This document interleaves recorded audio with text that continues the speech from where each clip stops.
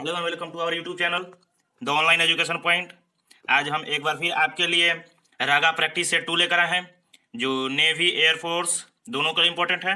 तो चलिए शुरू करते हैं। आज का पहला क्वेश्चन है, in which year did doctor CV Raman receive Nobel prize? And आपके ऑप्शन है ए 1930, बी 1941, सी 1951, डी 1961।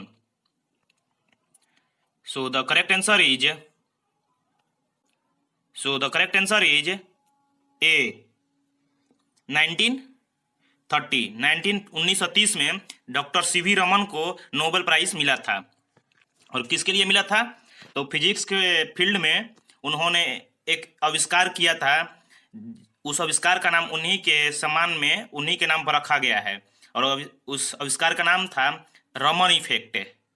आप इसे नोट कर लीजिएगा। रमन इफेक्ट के लिए इन्हें मिला था। ठीक, सीवी रमन का पूरा नाम क्या है? तो सर डॉक्टर चंद्रशेखर वेंकटेश रमन। मैं यहाँ पर लिख दे रहा हूँ, आप लोग नोट कर लीजिएगा। चंद्रशेखर वेंकटेश रमन। ठीक, ये भी याद रखिएगा कि किस लिए मिला था। तो उन्हें एक आविष्कार किया था जिनका नाम था रमन इफेक्ट। नेक्स्ट देखते हैं second number, who introduce the rakhi festival in Bengal in 1905? यानी 1905 में राखी फेस्टिवल कौन प्रचलित किया था? एंड आपके ऑप्शन है A Rajendra Prasad, B Rabindranath Tagore, C Swami Ramakrishnan, D Swami Vivekananda. So the correct answer is B. क्या हो जाएगा? B number, Rabindranath Tagore introduce rakhi festival in Bengal in 1905 पे। ठीक, और इन्होंने क्यों किया था? तो ये जो पार्टीशन हो रहा था ना, ये एक यूनिक प्रोटेस्ट था। यूनिक प्रोटेस्ट था। ठीक, और ये किस लिए किए थे? तो ये जो बंगाल के जो पार्टीशन हो रहा था, पार्टीशन ऑफ बंगाल जो 1905 में हुआ था, इसके विरोध में किए थे। यूनाइट होने के लिए, यानी एक साथ आने के लिए, एक साथ प्रोटेस्ट करने के लिए, एक साथ विद्रोह करने के लिए ये इन्होंने एक यूनिक नया तरीका निकाला था प्रोटेस्ट करने के लिए।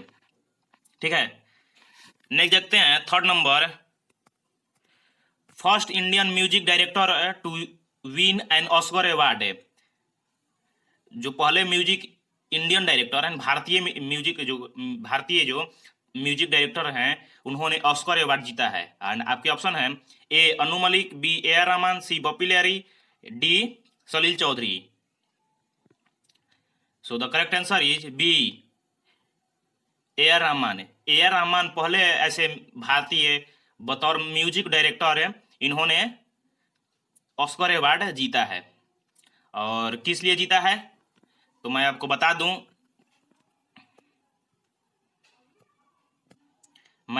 दूं कि इन्होंने एक गाना कंपोज किया था। उस गाना का नाम है जय हो।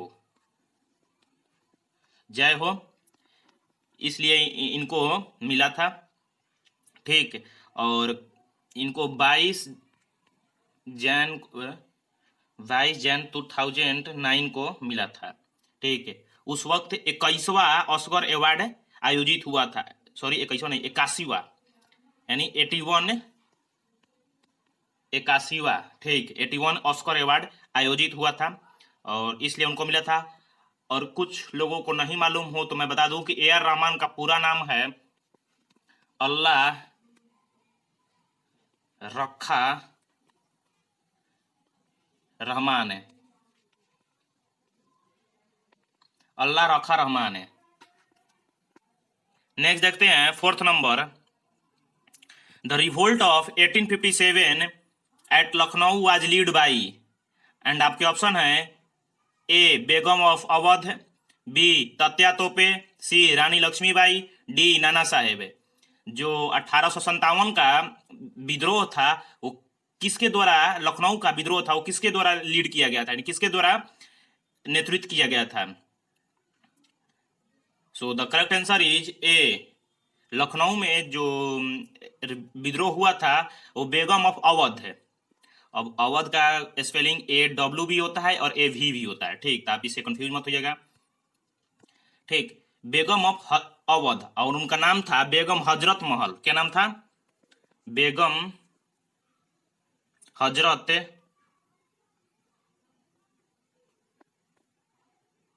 महल, ये आर है, बेगम हजरत महल। ठीक, जो लखनऊ में इन्होंने विद्रोह शुरू किया था। और कानपुर में किन के द्वारा हुआ था? तो तात्या तोपे और नाना साहेब द्वारा। ठीक, ये दोनों मुख्य किरदार में थे वहां पर। और झांसी में तो आपको मालूम होगा कि झांसी की रानी लक्ष्मीबाई। नेक्स्ट देखते हैं 5th number, name the first woman astronaut to represent NASA. आपको पहला अंतरिक्ष यात्री बताना होगा, नाम बताना होगा जिन्होंने नासा को रिप्रेजेंट, नासा द्वारा रिप्रेजेंट किया गया था, नासा को रिप्रेजेंट किए थी। आपके ऑप्शन है ए PT उषा, बी कल्पना चावला, सी अंजू बॉबी, या डी मिसेज लीला सेठ। सो द करेक्ट आंसर इज, जो आपका करेक्ट आंसर हो जाएगा वो बी, यानी ये प्रथम इंडियन थी, यानी first Indian who represent NASA, यानी नासा को रिप्रेजेंट की थी। अब यहाँ तो पूरा इंडियन नाम था तो इसलिए हम लोग कल्पना चावला मार दिए। अगर इंडियन नाम ना होकर कोई विदेशी नाम दे दिया होता, यानी फर्स्ट वुमेन दे दिया होता इन द वर्ल्ड, तो वहां पर लिखते हैं सैली राइड, SALLYRIDE, सैली राइड। सैली राइड जो प्रथम महिला थी जिन्होंने नासा को रिप्रेजेंट किया था एज ए एस्ट्रोनॉट। नेक्स्ट देखते हैं 6th number, which human organ is affected by consumption of food adulterant। And आपके ऑप्शन है A heart, B lungs, C kidney and D liver. So the correct answer is, जो इसका correct answer हो जाएगा वो D number, यानी liver इससे affect होता है, लीवर प्रभावित होता है। नेक्स्ट देखते हैं the longest day in southern hemisphere is. आपको सबसे लंबा दिन बताना है दक्षिणी हेमिगोलार्ध में। ठीक, आपके ऑप्शन है A 22 June, B 22 December, C 21 March, D 22 September. So the correct answer is B, 22 सितंबर को दक्षिणी गोलार्ध में सबसे बड़ा दिन होता है। ठीक है, नेक्स्ट देखते हैं 8 number, how many language are recognized as a regional language in the constitution. हमारे संविधान में कितने ऐसे क्षेत्रीय लैंग्वेज है, रीजनल यानी क्षेत्रीय लैंग्वेज है, जिनको उसमें दर्जा मिला है, संविधान में दर्जा मिला है। एंड आपके ऑप्शन है A 12, B 13, C 14, D 22। So the correct answer is, जो इसका करेक्ट आंसर हो जाएगा वो डी हो जाएगा, यानी 22 ऐसे लैंग्वेज है जिनको संविधान में दर्जा मिला हुआ है। नेक्स्ट देखते हैं 9th number, who declare Swaraj is my birth right and I shall have it. यहाँ शैल का स्पेलिंग गलती है, आप इसे करेक्ट कर लीजिएगा। आपके ऑप्शन है A Bal Gangadhar Tilak, B Lala Lajpat Rai, C Gopal Krishna Gokhale, D Netaji Subhash Chandra Bose. So the correct answer is 9 का जो करेक्ट हो जाएगा वो ए नंबर, यानी बाल गंगाधर तिलक। ये स्वराज का मतलब होता है सेल्फ रूल। स्वराज का मतलब होता है सेल्फ रूल, यानी स्वयं पर शासन करना, यानी स्वयं पर राज्य करना। उसी को डेमोक्रेसी भी कहते हैं, यानी स्वयं पर शासन करवाना किसी द्वारा, उसे डेमोक्रेसी कहते हैं। ठीक, और Swaraj is my birth right and I shall have it, यानी हमारा स्वराज हमारा जन्म सिद्ध अधिकार है, मैं इसे लेकर रहूंगा। किन्होंने कहा था? तो ये बाल गंगाधर तिलक ने कहा था। नेक्स्ट देखते हैं 10th number, the largest food crop of India is, and आपके ऑप्शन है ए राइस, बी वीट, सी मेज and D gram. So the correct answer is, जो 10th का सही आंसर हो जाएगा वो ए नंबर, यानी राइस। इंडिया का सबसे बड़ा फूड क्रॉप वो राइस है, यानी चावल है। नेक्स्ट देखते हैं 11th number. According to Kabaddi Federation of India what should be the measurement, आपको मीटर बताना है, of the field for kabaddi. And आपके ऑप्शन है A 11/10/11, B 11/12, C 12/13 and D 13/10। Kabaddi का फील्ड का मेजरमेंट बताना है, जो कबड्डी फेडरेशन ऑफ इंडिया यानी KFI द्वारा निर्धारित किया गया है। तो सही आंसर हो जाएगा उसका, जो सही आंसर है वो डी हो जाएगा, यानी 13/10। ये मीटर में है सब, क्योंकि यहाँ पर दिया हुआ है कि इन मीटर, ठीक। और मैं ये बता दूं कि ये मेन के लिए है, ये मेन के लिए, ठीक। और ओमेन या बॉयज़ के लिए है, वो रेशियो चेंज हो जाता है, वो 11/8 हो जाता है बॉयज़ के लिए एंड ओमेन के लिए। महिलाओं और लड़कों के लिए ये 18/8 हो जाता है, ठीक। तो आप इसे भी नोट कर लीजिएगा। नेक्स्ट देखते हैं 12th number. The warship in India are manufactured at, and आपके ऑप्शन है A Hindustan shipyard, B Visakhapatnam shipyard, C Cochin shipyard, D Mazagon shipyard. और ये मैं आप लोगों के लिए दे रहा हूं कि आप लोग इसे कमेंट बॉक्स में लिख कर बताइएगा कि वो कौन सा शिपयार्ड है जहां पर वर्शिप डिजाइन होता है, वर्शिप मैन्युफैक्चर होता है, वर्शिप बनता है। आप इसे कमेंट बॉक्स में बताइएगा 12th नंबर का कि कौन सा है, 12th का ए या 12th का बी, 12th का सी, 12th का डी। आप लोग कमेंट बॉक्स में इस तरह से लिख कर बताइएगा, ठीक है। नेक्स्ट देखते हैं 13th number. Doctor Hargobind Khorana was awarded Nobel prize for research on. Doctor Hargobind Khorana को नोबेल प्राइज मिला था किस रिसर्च के लिए? एंड आपके ऑप्शन है A genetic code, B embryo, C hormones, D ageing. So the correct answer is A, उन्हें genetic code के लिए नोबेल प्राइज मिला था, ठीक है। और ये एंग्लो इंडियन है, यानी NRI है, यानी हाफ इंडियन और हाफ अमेरिकन, ये अमेरिका में सेटल हो चुके हैं। नेक्स्ट देखते हैं, तो इन्हें जेनेटिक कोड के लिए यानी आनुवांशिक जीन के लिए इन्हें मिला था नोबेल प्राइज। नेक्स्ट देखते हैं 14 number. Which of the following is not produced by insect, यानी आपका क्वेश्चन है कि इनमें से कौन सा इंसेक्ट द्वारा उत्पाद नहीं होता है, यानी कौन सा इंसेक्ट द्वारा नहीं मिलता है हम लोग को। एंड आपके ऑप्शन है A lac, B honey, C silk, D saffron. So the correct answer is D, जो सैफरॉन है वो हमें इंसेक्ट द्वारा नहीं मिलता है, बाकी ये तीनों इंसेक्ट द्वारा मिलता है, ठीक। नेक्स्ट देखते हैं 15 number.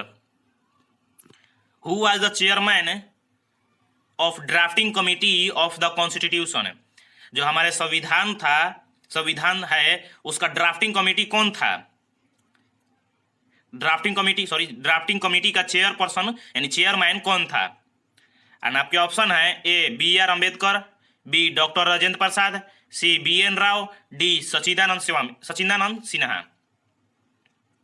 So the correct answer is Bhimrao Ambedkar. Doctor Bhimrao Ambedkar को ड्राफ्टिंग कमिटी के चेयरमैन बनाया गया था। और ये कब बनाए गए थे? तो 29 अगस्त 1947 को। कब? 29 अगस्त 1947 को। आप इसे नोट कर लीजिएगा, 29 अगस्त 1947 को इन्हें चेयरमैन बनाया गया था ड्राफ्टिंग कमिटी ऑफ कॉन्स्टिट्यूशन के चेयरमैन बनाया गया था। नेक्स्ट देखते हैं 16 number. The Thar desert in which of the following state, यानी आपका क्वेश्चन है कि थार डेजर्ट किस स्टेट में है वो आपको बताना है। एंड आपके ऑप्शन है ए राजस्थान, बी गुजरात, सी हरियाणा या D Punjab. So the correct answer is ए, राजस्थान में है जो थार डेजर्ट है, ठीक। और ये मैं इसके बारे में कुछ फैक्ट बता दे रहा हूँ। ये 4.56% टोटल जो जियोग्राफिकल एरिया है वो अकेले थार डेजर्ट कवर करता है। इंडिया का टोटल जियोग्राफिकल एरिया है उसका 4.56%। आप इसे कहीं नोट कर लीजिएगा, ठीक।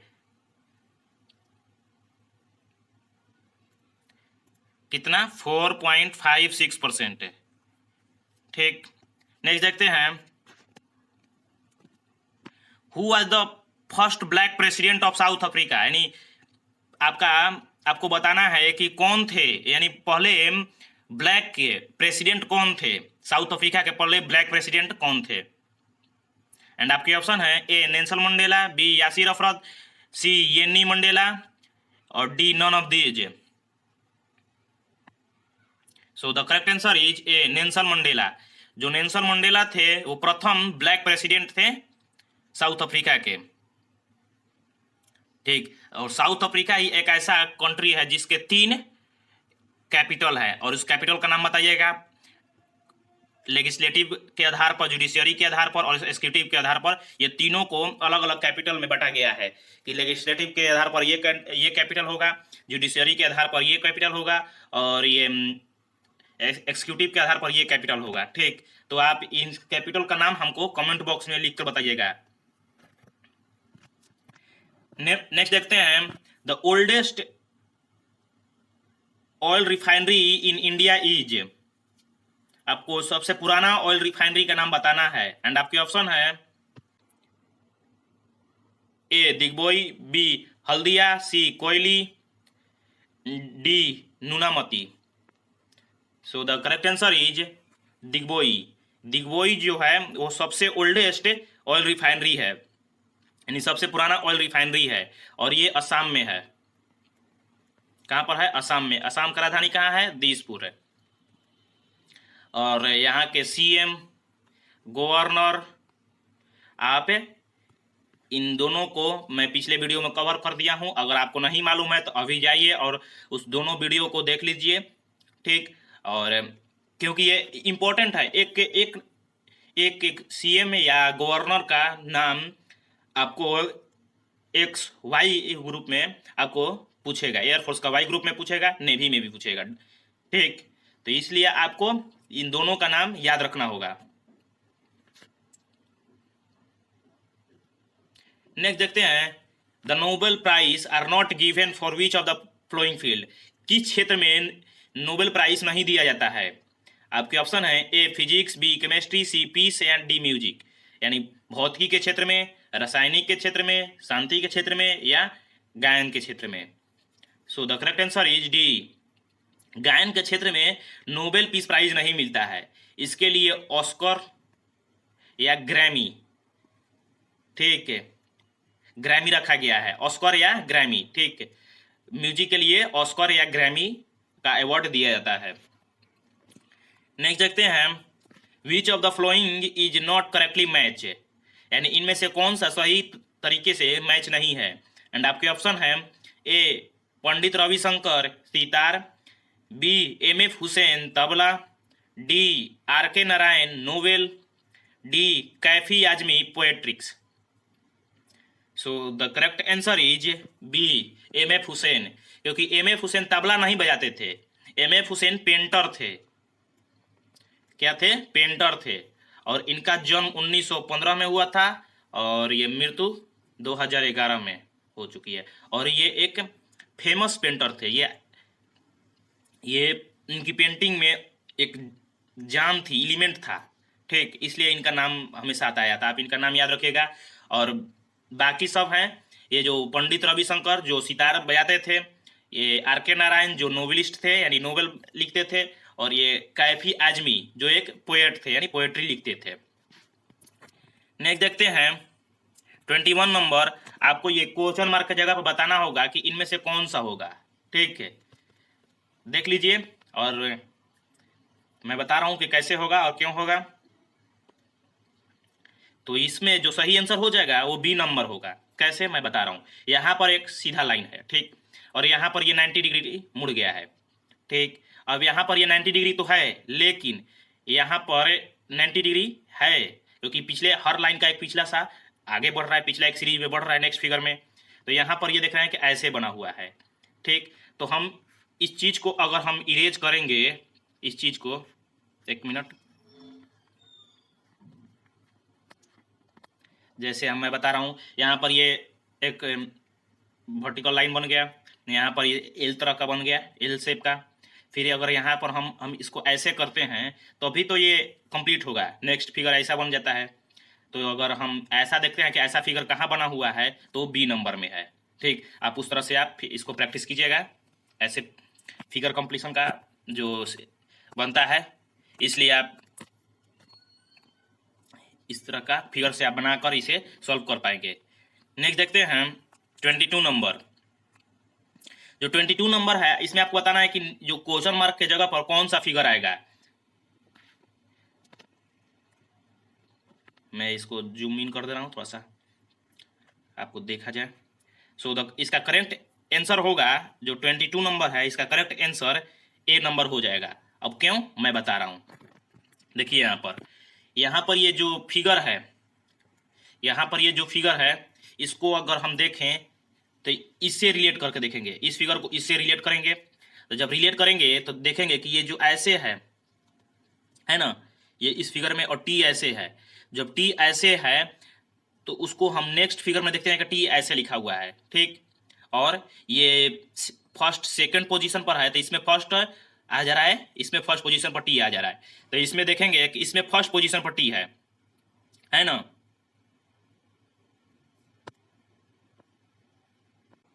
इसमें देखेंगे कि इसमें ये फर्स्ट पोजीशन पर आ रहा है टी। ठीक, और ये जो ये ऐसे वाला है, ये सेकंड पोजीशन पर है। ठीक, तो इसमें किस पोजीशन पर आएगा, सेकंड पोजीशन पर। तो सेकंड पोजीशन पर टी देखेंगे कि किस तरह से रिलेट कर रहा है। तो देखते हैं, ये जो ऐसे है तो उसके बाद ये ऐसे बन जा रहा है, 90 डिग्री ऊपर चल जा रहा है। फिर ये ऐसे है तो ये ऊपर तो बन नहीं पाएगा, क्योंकि ऊपर बनने के लिए इसको ऐसे चाहिए, ऊपर पार्टी ऊपर की ओर से नहीं बन पाएगा। तो इसलिए हम इसको नीचे से देखेंगे, तो ये नीचे से बनेगा।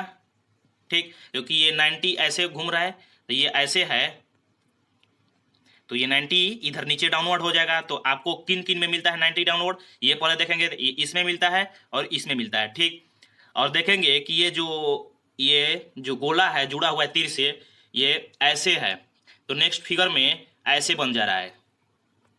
इसको थोड़ा सा इरेज कर दे रहा हूँ ताकि आप क्लियर से समझ जाए।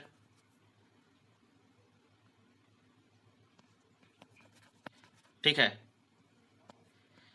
नेक्स्ट फिगर में ये जो ऐसे है,